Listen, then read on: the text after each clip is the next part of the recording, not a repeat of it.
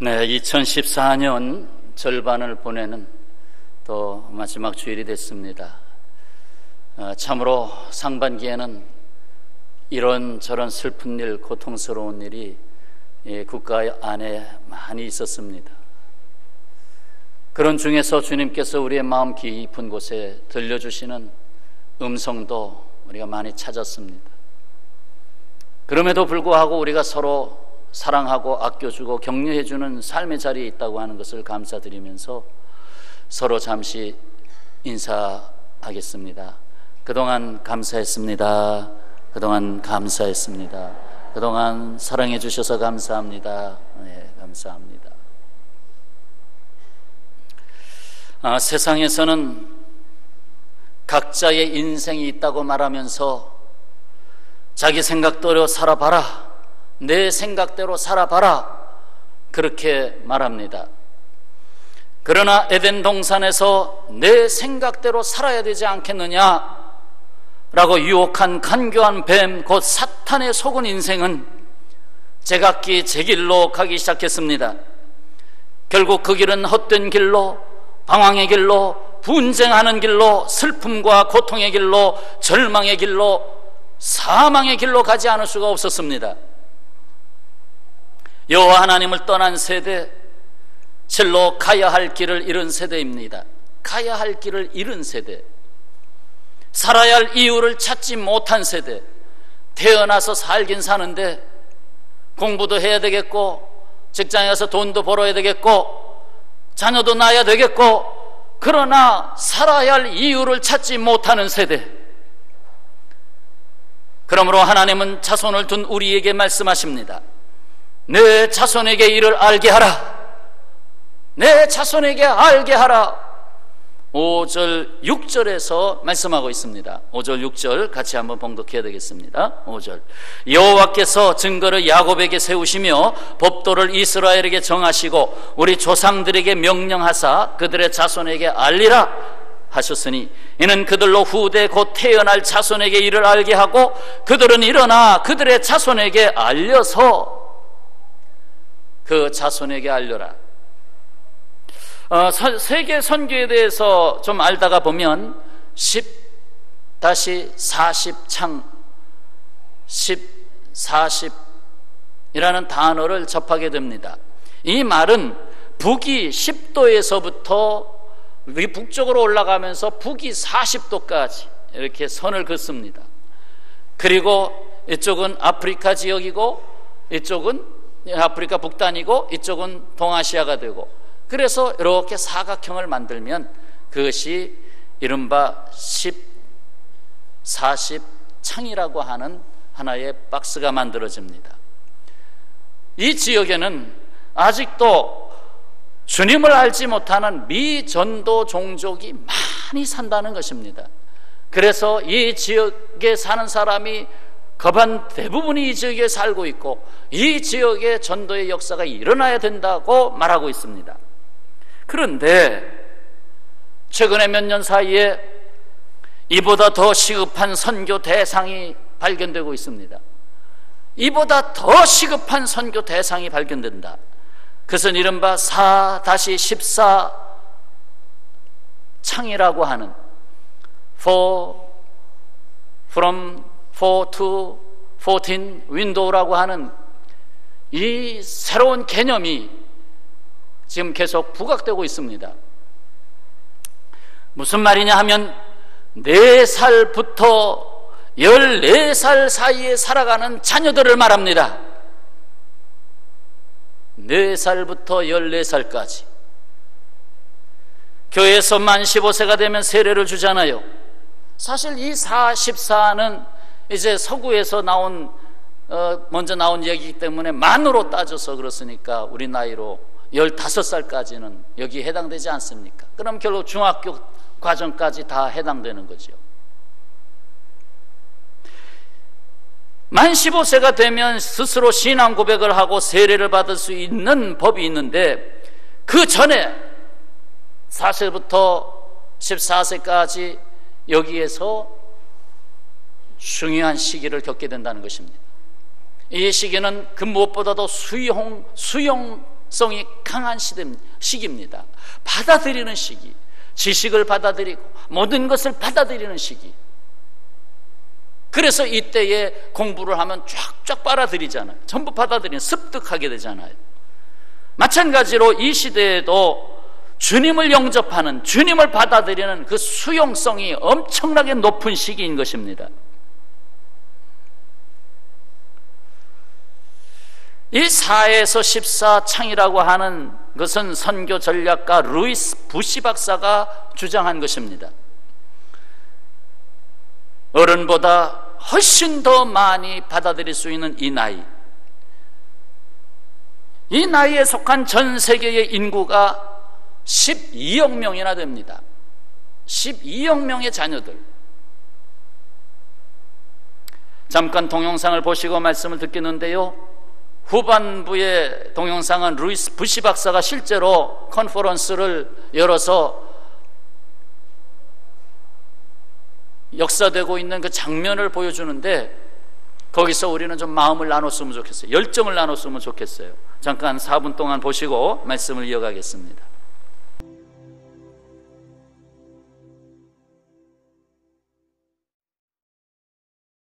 14창은 4세에서 14세의 연령을 가리키는 인구 통계의 창이다. 복음 수용이 가장 높은 때이기 때문에 이 연령 범위가 특별하다. 스펄전 목사는 오래전에 말하기를 믿음의 용량은 어른보다 어린이가 더 크다. 수년간의 연구에 의하면 높은 비율이 아마 10명 중 8명, 이 4세에서 10세 사이에 예수님을 따르기로 결정했다. 복음 수용 면에서 황금 같은 기회의 창이다. 우리의 자녀들을 통해 동일하게 볼 수 있었다. 거의 다가 4세에서 14세 때 믿게 되었다. 또한 이 기간 동안 그들의 세계관이 형성되어 간다. 그것이 결정하는 데 영향력을 준다. 이 기간 후에는 그들의 세계관은 이미 형성되었다. 그래서 절대적으로 중대하다. 복음에 반응하는 연령층이다. 이때 그들의 사고방식이 형성된다. 여러 종류의 입력들을 수용한다. 이때 그들이 수용하는 영향력들이 14세 후에 하나님의 일꾼들이 되는데 도움이 되는 내용이 되도록 확실히 해야 한다.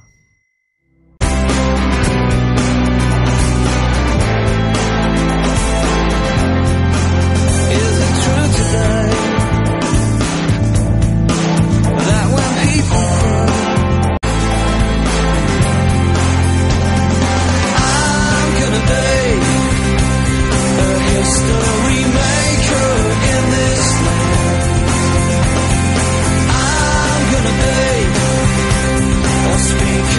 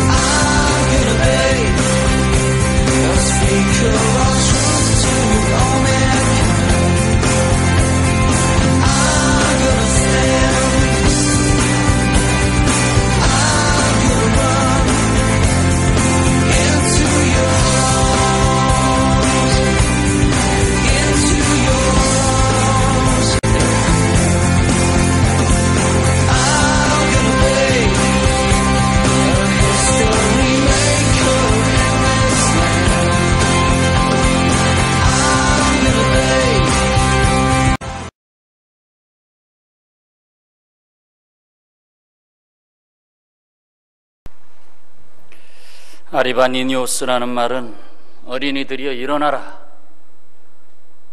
하는 말씀입니다.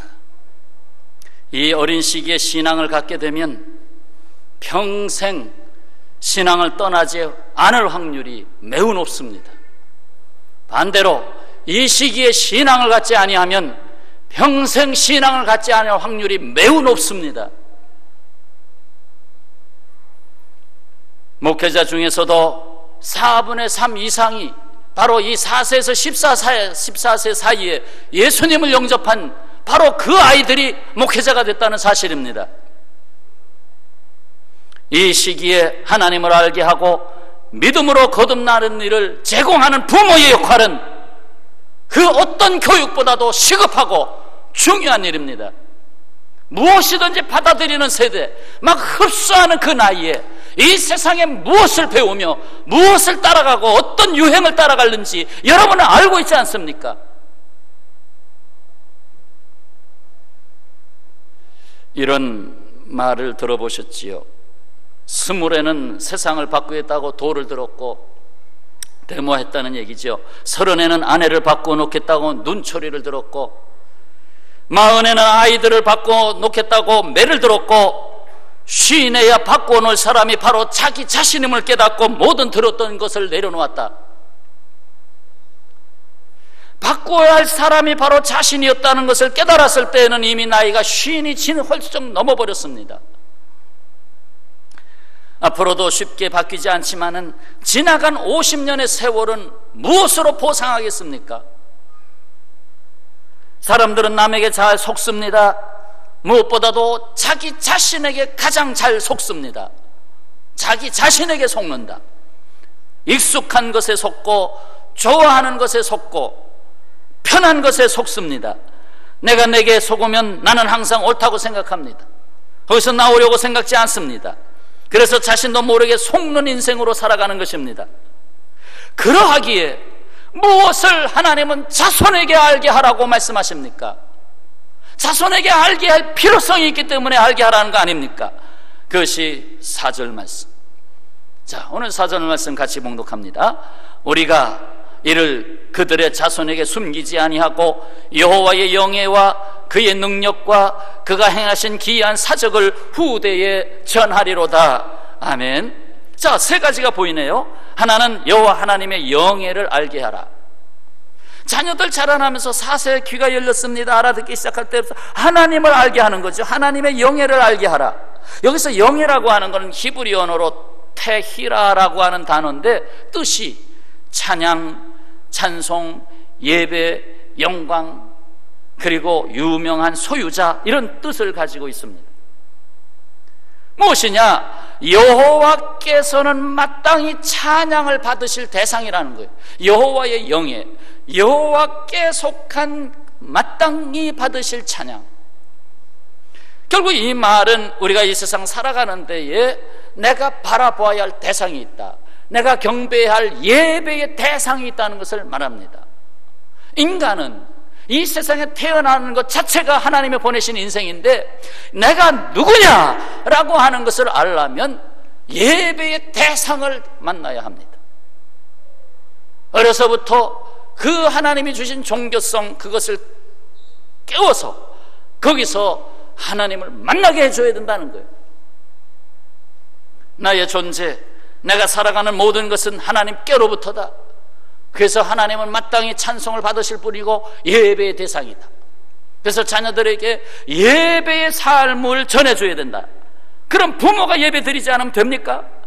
부모가 예배를 첫째로 삼지 않으면 자녀에게 여호와 하나님은 예배의 대상이다, 이 세상을 창조하시고 우리가 생명을 주시고 사랑을 주시고 지혜를 주신 그 근본이시다, 그러니까 우리가 여호와 하나님을 찬양해야 된다, 이걸 알게 해줘야 된다는 것입니다. 그러나 맨날 그냥 삐삐빽빽 맨날 게임 세계에 들어가고 맨날 거기선 죽이고 총 쏘고 폭탄 터지고 맨날 그 세계에 들어가고 거기서 그 아이들이 무슨 심성이 자라나겠습니까? 솔직히 말해서 게임 문화도 바뀌어야 돼요. 참 뭐 죽이고 쏘고 전쟁하고 이런 건 게임에서 아예 사라져야 돼요. 왜 그런 걸 만듭니까? 이왕이면 게임에 씨를 뿌렸더니 꽃이 난다. 뭐 이런 게임을 만들어야지. 내가 사랑을 했더니 그 사람이 그냥 막 더 이뻐지더라. 이런 걸 만들어야지.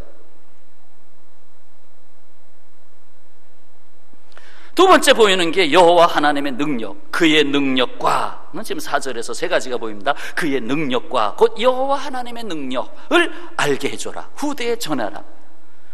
이는 우리의 삶의 능력이 하나님께로부터 온다는 걸 알게 해주라는 거예요.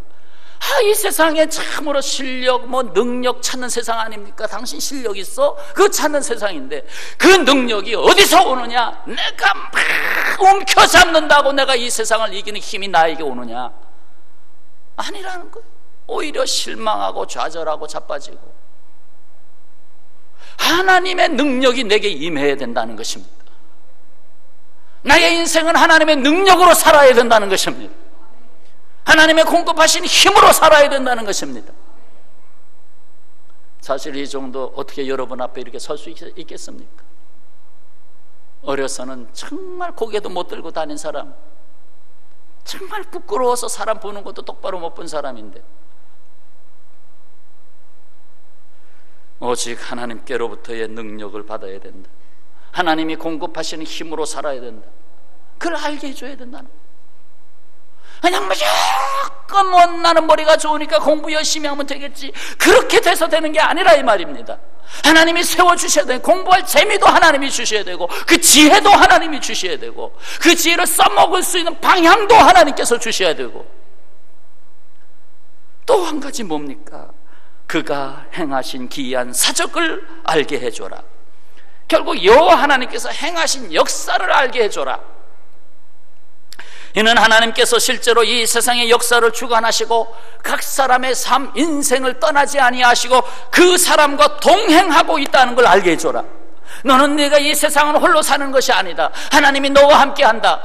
너의 인생을 통해서 드러나는 것은 곧 하나님의 사적이다. 하나님의 행하시는 역사다.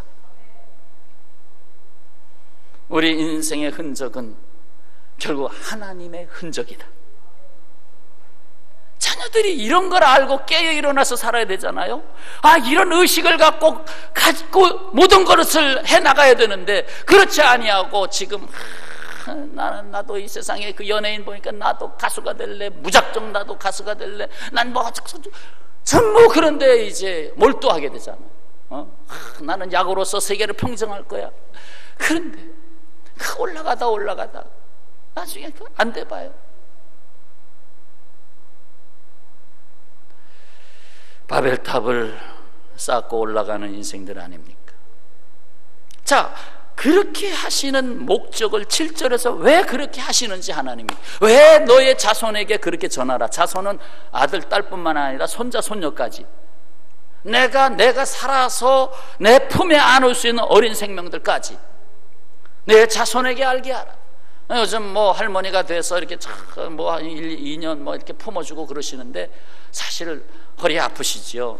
근데 그것을 이렇게 생각합시다. 하나님이 내게 이 어린아이를 품고 그 우유를 대신 먹여줄 때도 하나님, 얘야 기도하고 먹자. 하나님, 우리 이쁜 손주, 얘야 시편 23편이라는 게 있어. 알아듣든 못 알아듣든 자꾸 해야 된다는 거야. 여호와는 나의 목자시니, 이러면서 그 손주가 내게 맡겨져 있는 시간 동안 그 아이에게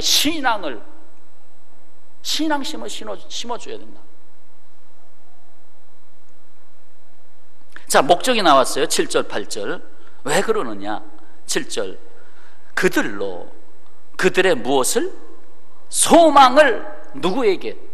하나님께 두며, 그들의 소망을 하나님께 두며 하나님께서 행하신 일을 잊지 아니하고 오직 그의 계명을 지켜서 그들의 조상들 곧 완고하고 패역하여 그들의 마음이 정직하지 못하며 그 심령이 하나님께 충성하지 아니하는 세대와 같이 되지 아니하게 하려 하심이로다.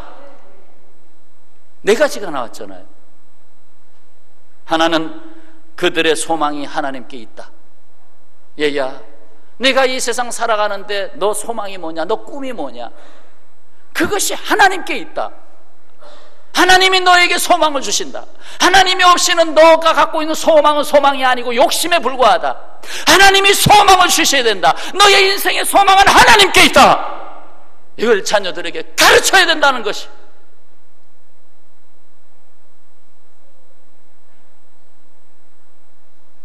두 번째는 하나님께서 행하신다는 것을 잊지 말라는 거예요. 하나님께서 행하신 일을 잊지 말라. 하나님께서 행하신다. 얘야, 내 안에 살아계신 분은 주님이시다. 너에게 소원을 주고 행하시는 분이 주님이시다. 하나님이 행하는 것이다.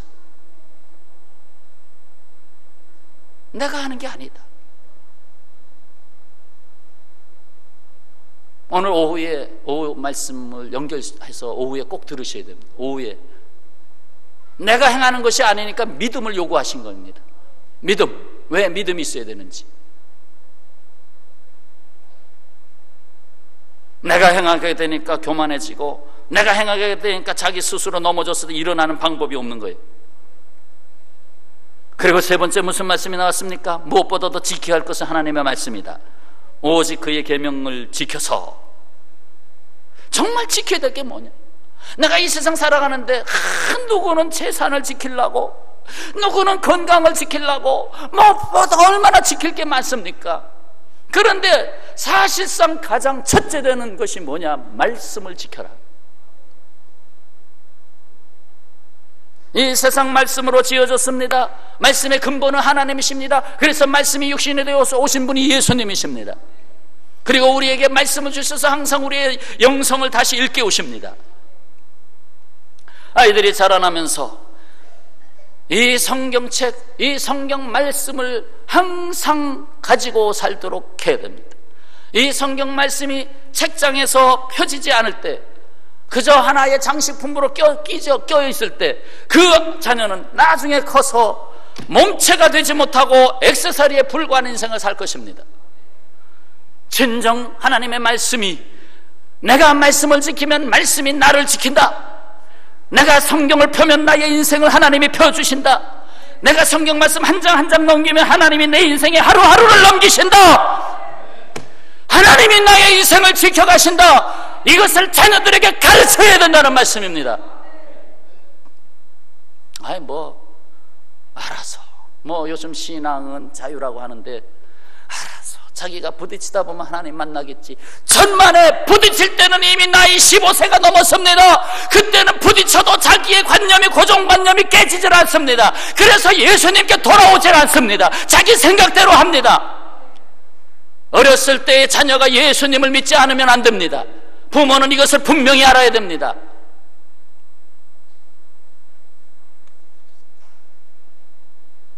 평생에 부모가 성경책을 끼고 사는 모습을 자녀들이 보면서, 맞아, 내 인생은 성경을 떠나서는 되지 않는다는 것을 알게 해줘야 된다는 말씀입니다.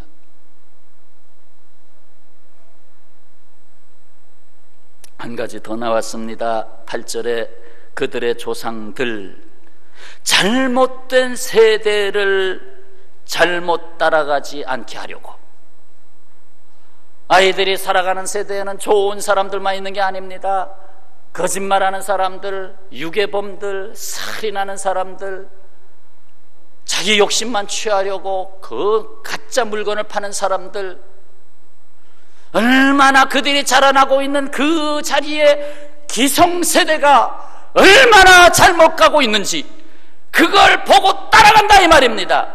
심지어 부모를 따라가는데, 부모가 슬슬 바람을 펴, 그러면 이 아이도 나중에 커서 바람을 피우고, 부모가 그저 맨날 들어오면서 나 술 먹고 들어왔어, 맨날 아버지를 바라보면 술 먹는 아버지만 보이는 거야.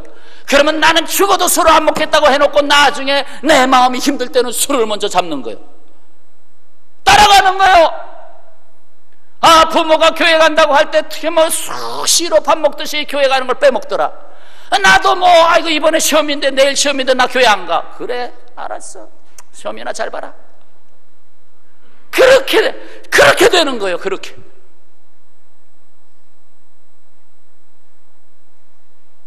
잘못된 세대에 빠지지 않도록, 잘못된 세대를 따라가지 않도록 그래서 가르쳐야 된다는 기준이 말씀이다. 하나님의 말씀에 서도록 가르쳐야 된다는 거.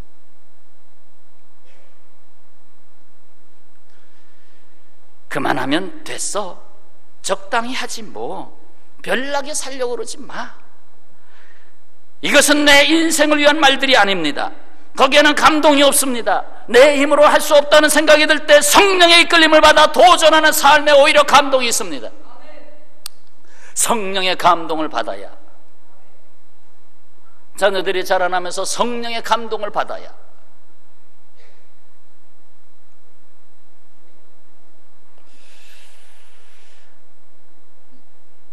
그래서 요엘서 2장 28절, 그 후에 내가 내 영을 만민에게 부어주리니 너희 자녀들이 장래일을 말할 것이며 너희 늙은이는 꿈을 꾸며 너희 젊은이는 이상을 볼 것이며. 꿈을 주셨습니다. 꿈을 주셨어요. 너희 자녀들에게 미래가 있을 것이다. 너희 자녀들이 장래일을 말할 것이다. 이것을 알아야 됩니다. 학이 다리를 접고 1000년을 묵상해도, 학이 다리가 2개잖아요. 다리 하나를 접고 1000년을 거기서 묵상하여도 물고기 한 마리가 전부고, 사자가 평원을 가로질러 질풍노도처럼 달려도 얼룩말 한 마리 쫓는 일에 불과하다.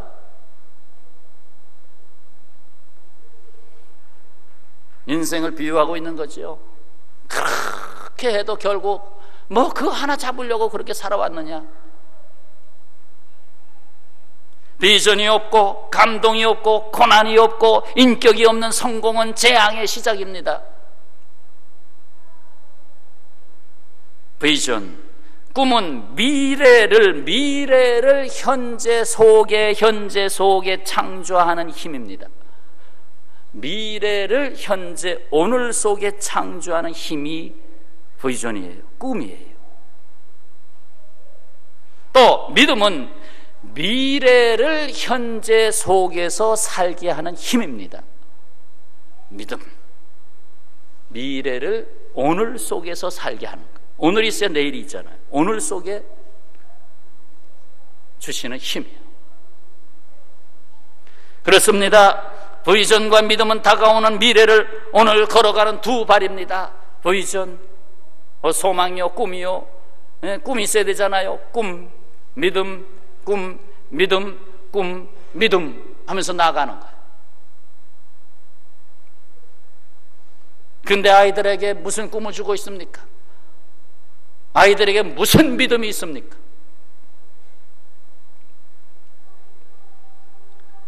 일생 여행을 다니신 분의 고백입니다. 하도 다녀서 어디 갔다 왔는지 기억이 안 나. 그러나 누구와 다녔는지는 기억이 나. 누구와 다녔는지. 한 10년, 20년, 30년 전에 여행을 했는데 그때 어딜 갔었지? 그게 어느 나라였지? 근데 누구와 갔었는지는 생각이 난다. 여기서 누구와 다녔는지를 기억합니다라는 말을 이렇게 평생으로 길게 늘여놓으면 그 누구와가 누굽니까? 부모님입니다. 내 인생 여정이 부모님으로부터 태어나서 부모님과 함께 시집가고 장가가도 여전히 부모님.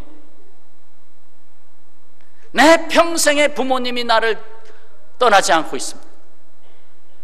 곧 자녀의 인생을 코치하는 부모라는 말입니다. 아무리 뛰어난 선수에게도 코치가 있잖아요. 아무리 위대한 사람에게도 자신의 인생에 영향력을 준 멘토가 있잖아요. 그들은 내가 듣고 싶지 않은 일을 들려주고 보고 싶지 않은 내 모습을 보여주고 내가 원치 않는 일을 하게 합니다. 부모는 자녀에게 영향을 끼치는 최고의 코치입니다. 더욱이 삶으로 보이는 리더입니다. 삶으로 보이는 리더. 여러분, 어머니 하면 기억나는 게 뭡니까?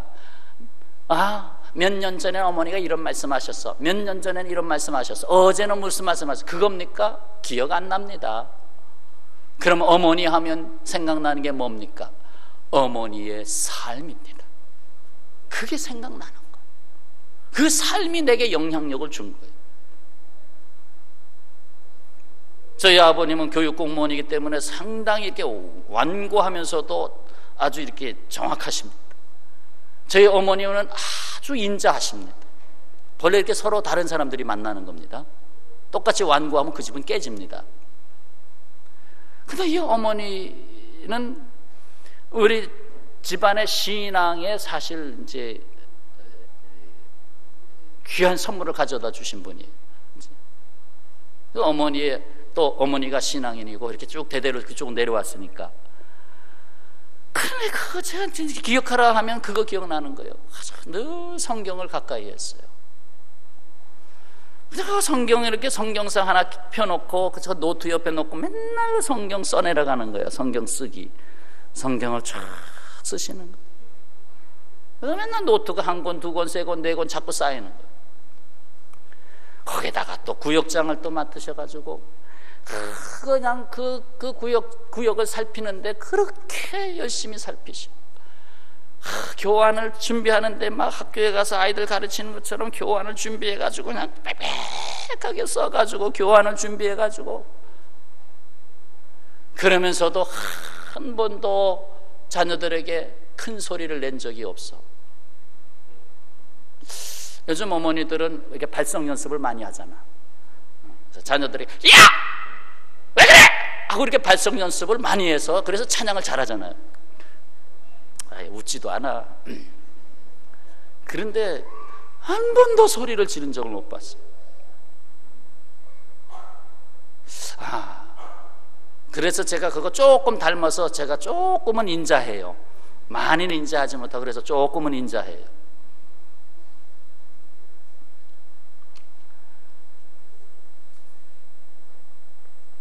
그렇습니다. 부모는 자녀에게 삶의 리더입니다. 부모는 그렇게 살지 않고 자녀에게 야 공부 똑바로 해, 그렇게 했다가는 너 아무것도 못해. 근데 부모는 맨날 드라마나 앉아서 보고 있고 이렇게 해가지고 아이들이 공부하겠어요? 자녀들이 공부하게 하는 방법 간단해요. 부모가 자기도 열심히 책을 읽고 또 다른 책도 사다가 야 이 책 너무 좋다, 내가 읽어보니까 너도 한번 읽어봐라, 이러면서 부모가 그런 모습을 보여야 자녀들이 공부할 거 아니에요.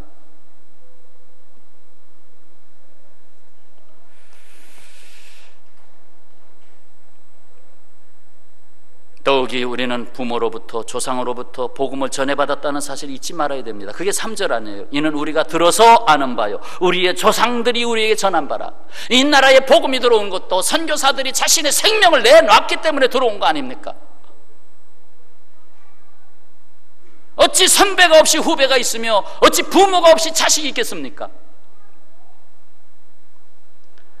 여러분, 믿음의 자녀들이 세상을 이기고 세상의 리더가 되어야 하지 않겠습니까?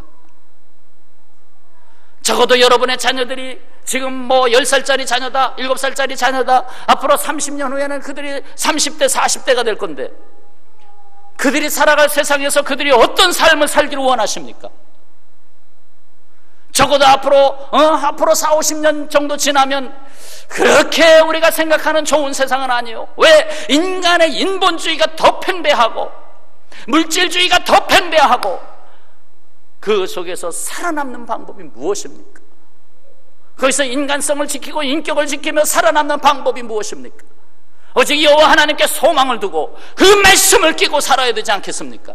이 세상을 창조하시고 우리를 이끌고 가시는 하나님과 함께 살도록 자녀들을 거기에 붙여줘야 될 거 아닙니까?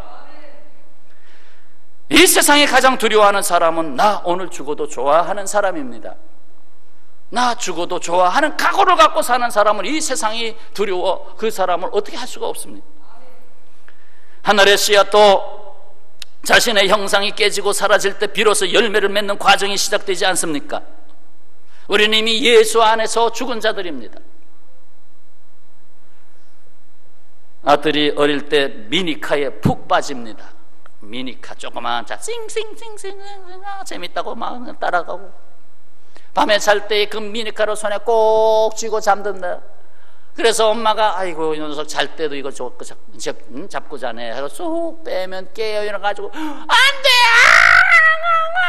안돼 하면서 막 울잖아요. 놓지 않잖아요. 그러다가 언제 그것을 버리느냐? 싱싱카가 생기면 버립니다. 그래서 거기에 몸을 싣고 샥샥 달리면은 그 미니카는 저쪽으로 가는 거예요.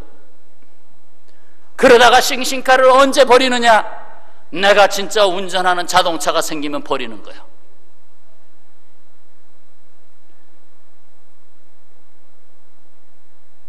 강을 건너면 배를 버립니다. 비유적인 표현이에요. 강을 건넜는데 배가 필요하지 않습니다. 그런데 어떤 사람은 그렇지 않습니다. 배 타고 강을 건넜다고 배가 너무 고마워서 그 배를 끌어내가지고 등에 지고, 배야 같이 가자, 너 때문에 강을 건넜다 하고 배를 지고 갑니다. 인생은 끊임없이 내가 죽어지고 내 안에서 예수님이 살아야 됩니다. 내가 운전하는 자동차, 내가 운전하는 줄 알고 살다가 나의 인생은 예수님이 운전하신다, 나의 인생의 이 운전대를 주님이 잡고 계신다는 것을 알 때에는 내가 잡았던 모든 것을 다 내려놓는 것입니다. 아이들이 뭔가 움켜잡 비우려고 권력의 줄, 쾌락의 줄, 부모에게서 배운 게 그거 아닙니까? 그거 잡으려고 따라가다가 나의 시인이 돼서야 이게 아니구나, 이게 인생이 아니구나, 그렇게 해서는 안 되잖아요.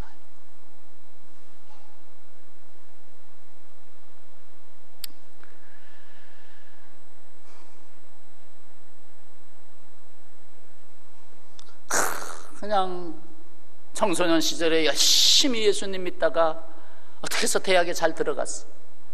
대학에 들어갔더니 세계가 틀려. 여자친구도 많고 세계가 넓어. 막걸리도 보이고 뭐도 다 보이는 거야. 그러면서 교회 생활을 등한히 해. 정말 내가 무엇을 위해서 공부했는지, 내가 왜 대학에 들어갔는지, 그것을 대학에 들어가서도 놓지 말고 가야 되는데 거기서 흐트러지는 거예요. 군대 갔다 오면 흐트러지는 거예요. 4세에서부터 14세까지 중요한 시기입니다. 인생의 85%를 장악하는 시기입니다. 그 시기에 정말 하나님 앞에 붙잡혀 살도록 하는 것이 부모의 역할이라 이 말입니다. 여러분, 예수님 믿는 것이 액세서리입니까? 액세서리예요. 믿어도 좋고 안 믿어도 좋은 것입니까? 아니지 않습니까? 그러면 자녀에게도 마찬가지입니다. 여러분, 지금 실질적으로 가장 중요한 선교지입니다. 지금 다음 세대가 점점 교회를 떠나고 있는 거 아시죠? 근데 앞으로 점점 더 줄어든다는 사실입니다. 물론 자녀 출산도 줄어들지만은 아이들이 붙잡혀야 할 것에 붙잡히지 아니하고 세상에 붙잡힐 일이 너무나 많다는 것입니다. 그래서 성경 말씀에 붙잡히도록 하지 않으면 안 된다는 것입니다. 제가 요즘 소리를 많이 지르죠. 어느 집사님, 목사님 참 말씀이 좋으신데요, 그렇게까지 소리 안 질러도 됩니다. 그래요. 근데요, 제가 전할 날이 얼마나 남았다고요? 제가 왜 소리 질러야 하는지, 제가 왜 외쳐야 하는지, 이 하나님의 나라는 분명한 것인데 왜 외쳐야 하는지,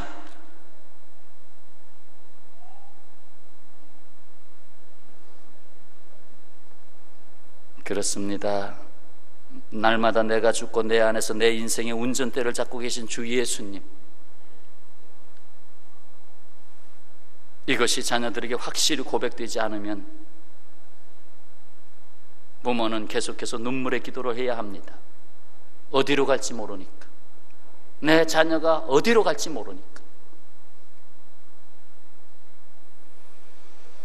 오직 하나님이 목적하신 그 삶의 방향을 놓치지 말아야 되고 하나님의 능력으로 살아야 됩니다. 이런 삶을 살도록 코치하는 부모로서 하나님께 예배하는 일을 소중히 여기고 하나님의 능력 안에 살고 하나님의 행하심이 드러나는 인생이 되시기를 축원합니다. 사랑하는 여러분, 하나님은 새로운 일을 하고 계십니다. 그래서 새로운 세대를 일으키십니다. 어린이들이 살아가는 오늘은 내일을 위한 오늘입니다. 그렇기 때문에 오늘을 부모가 코치하지 않으면 안 됩니다. 너무나 유혹하는 게 많고 사탄이 그를 흔들고 있습니다. 진정한 의미의 선교 대상은 지역성을 넘어 바로 여러분의 자녀, 다음 세대가 선교지입니다. 지금 이 시대의 최대의 선교지는 바로 다음 세대입니다. 다음 세대가 다 교회를 떠나면 어떻게 하겠습니까? 다시 노아의 홍수가 와야 되겠습니까? 어떻게 하시겠습니까?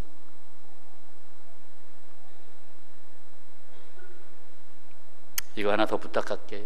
우리 예수 믿는 사람들은 최소한 2명 이상 낳기. 예수 안 믿는 사람은 1명 낳아도 좋아. 그러나 예수 믿는 사람은 2명, 3명, 4명 낳아야 돼. 왜? 다음 이 세상을 걸머쥐고 나갈 지도자들이기 때문에. 맞습니까? 기도하겠습니다.